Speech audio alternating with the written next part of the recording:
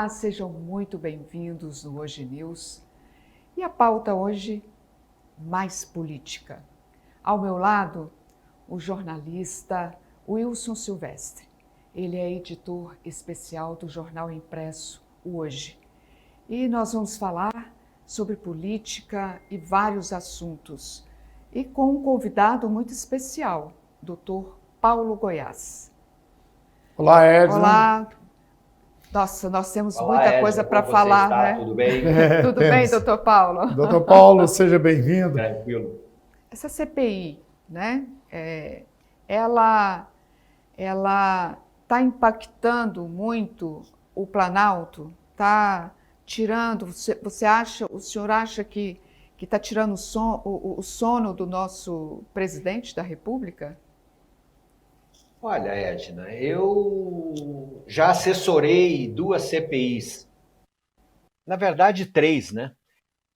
E a previsão que a gente tem em CPI, que a gente sempre sabe como começa, mas nunca sabe como termina, dependendo do jogo de forças que lá vão estar concentrados. E o que eu vejo é o seguinte: o Planalto tem fundadas razões de preocupação, porque vão tentar, de tudo quanto é forma, investigar somente o presidente da República, e, ao mesmo tempo, em contrapartida, os governistas vão tentar investigar os prefeitos e os governadores, em face do que foi gasto de verba federal com o tratamento do Covid, principalmente os hospitais de campanha, e que entre setembro e outubro foram fechados sem nenhum estudo técnico, mesmo sabendo-se que no mundo todo o Covid estava já na segunda onda, e como agora nós já estamos preparando para a terceira onda do Covid. Bom, doutor Paulo, diante disso aí, o Rodrigo Pacheco, presidente do Senado, ele prorrogou a CPI para o dia 27. Segundo alguns, isso é uma manobra para agradar o Palácio do Planalto, dando um tempo, digamos assim, para que a base do presidente da República se articule para evitar maiores impactos e danos no ponto de vista político na sua imagem do próprio governo.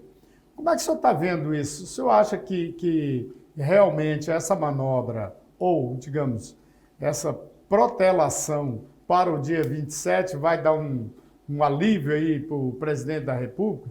Porque há todo um circo montado aí com declarações de Renan de um lado, os adversários do presidente da República dizendo, o Randolfo ontem ocupou um espaço generoso na Globo News, falando sobre a CPI, ele discursou, assim, fez todo o seu palanque sobre a CPI, evidentemente, aproveitando essa oportunidade. Eu gostaria que o senhor analisasse para nós, ou desse sua visão política, já que o senhor conhece bem esses bastidores aí, como é que vai ser conduzido isso pelo presidente Aziz, que pelo menos está cotado até agora como o presidente. As coisas no Congresso mudam rapidamente. Como é que o senhor está vendo essa protelação para o dia 27 e se realmente há uma manobra, que eu acredito que haja, do Palácio do Planalto para poder ali dar um alívio nesse sufoco? Como é que o senhor está vendo isso? Bom, eu sei que você vai me chamar de bolsonarista por entender que a marcação para o dia 27 é uma data certa. Por quê? O Senado está fechado. As pessoas acima de 60 anos estão dispensadas de comparecer ao Congresso Nacional. Uma parte da inteligência do Senado são com pessoas acima de 50 anos. Essas pessoas que têm a experiência suficiente para assessorar os senadores na condução da CPI. Como é que agora o presidente do Senado vai chamar todas essas pessoas de volta se existem determinações da Organização Mundial de Saúde e do Ministério da Saúde para que as pessoas acima de 60 anos fiquem em isolamento em casa com home office? Então, primeiro tem que resolver isso, tem que buscar os voluntários que queiram sair de casa. Segundo lugar, uma CPI em 7 dias não muda em nada. O que pode mudar é o seguinte: Provavelmente haverá uma liminar nos próximos dias em favor da deputada Carla Zambelli, que pede o impedimento do ex-presidente do Senado, Renan Calheiros, assim como do Jader Barbalho e de outros que têm interesse. É importante que se diga que o artigo 306 do Regimento do Senado fixa que o senador que for participar de uma comissão ou for votar de uma matéria de interesse pessoal, ele está impedido.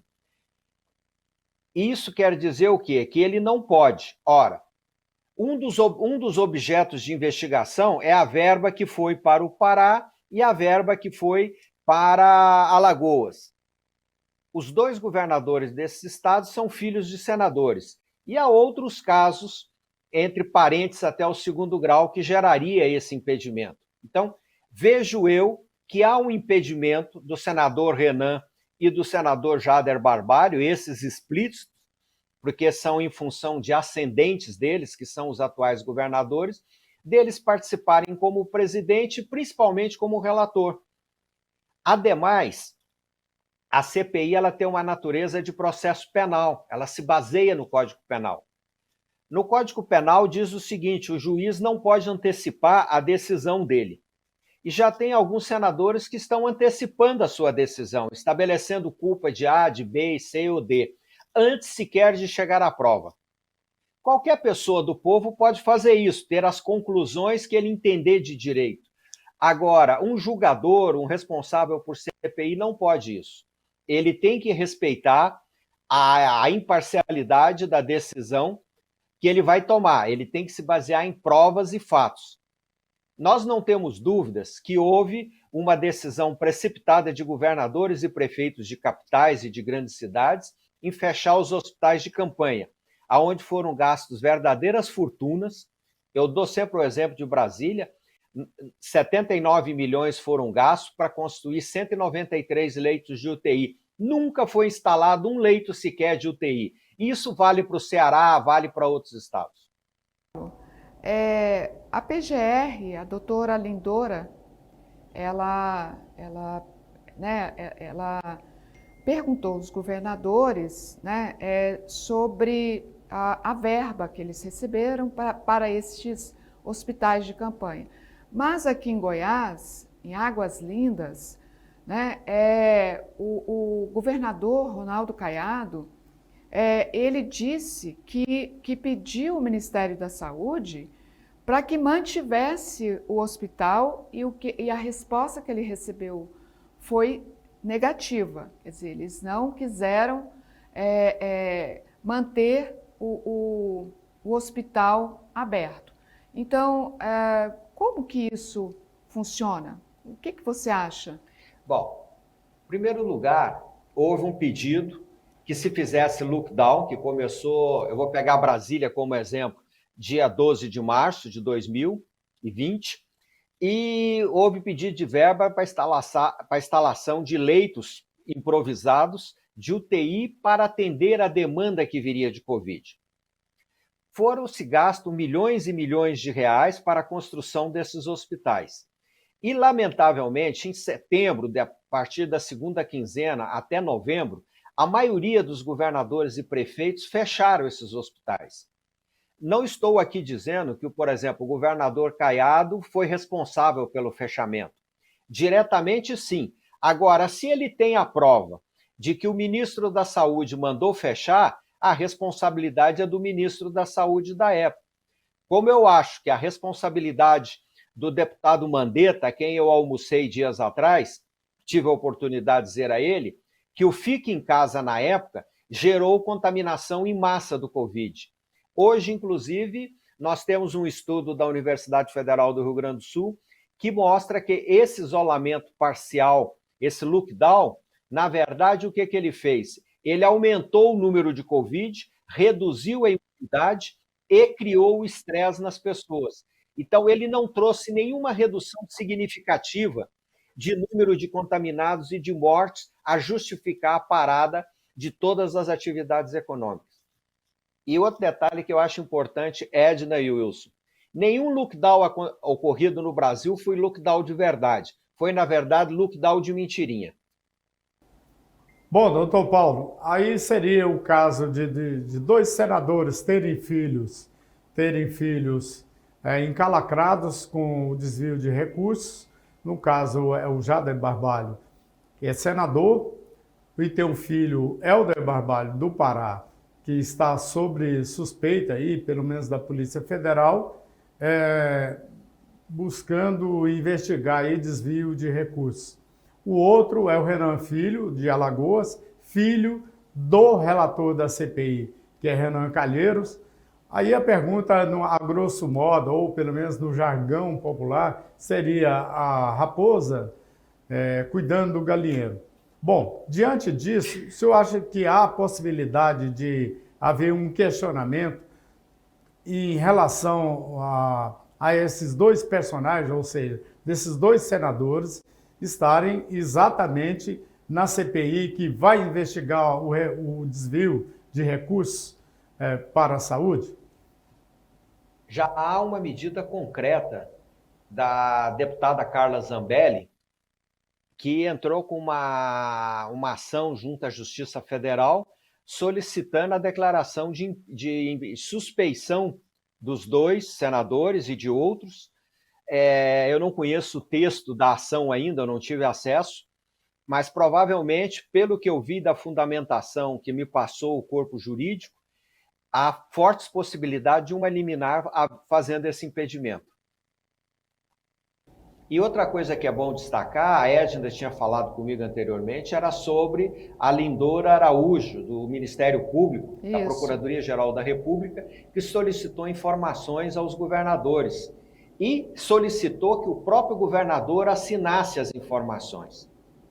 A grande mídia tem dito que isso é uma forma programada pelo Bolsonaro para intimidar os governadores. Primeiro, isso não é verdade.